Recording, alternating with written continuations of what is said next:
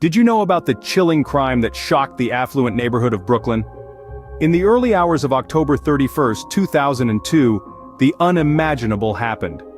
Suzane Louise von Richthofen, a young woman from a well-to-do family, orchestrated the murder of her own parents, Manfred and Marísia von Richthofen. This wasn't a random act of violence or a crime of passion. No, this was a premeditated act, one meticulously planned and executed. Suzane's accomplices in this heinous act were none other than her boyfriend, Daniel Cravinhos, and his brother, Christian Cravinhos. The trio had been planning this for months, driven by a desire to claim the substantial inheritance that Suzane stood to inherit from her parents.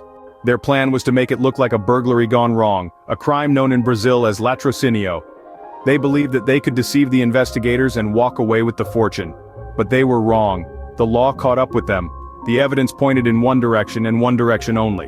Suzane, Daniel, and Christian were arrested, and they confessed to the crime. During the trial, Suzane tried to shift the blame onto her boyfriend. But the prosecution saw through her lies. They labeled her the mastermind, the puppeteer pulling the strings. In July 2006, the court sentenced Suzane to 39 years and 6 months in prison. Daniel and Christian were also handed stiff sentences. Justice had been served. But the story doesn't end there. Fast forward to March 2023. The São Paulo court made a landmark decision. Suzane was officially excluded from her parents' inheritance. The fortune she had killed for would not be hers. It would go to her brother, Andreas Albert von Richthofen, the sole beneficiary.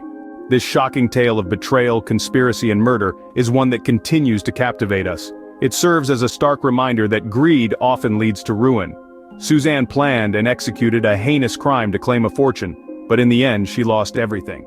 This is not just a story of crime and punishment, but also a story of justice. A story that reminds us that even in the face of the most shocking crimes, justice prevails.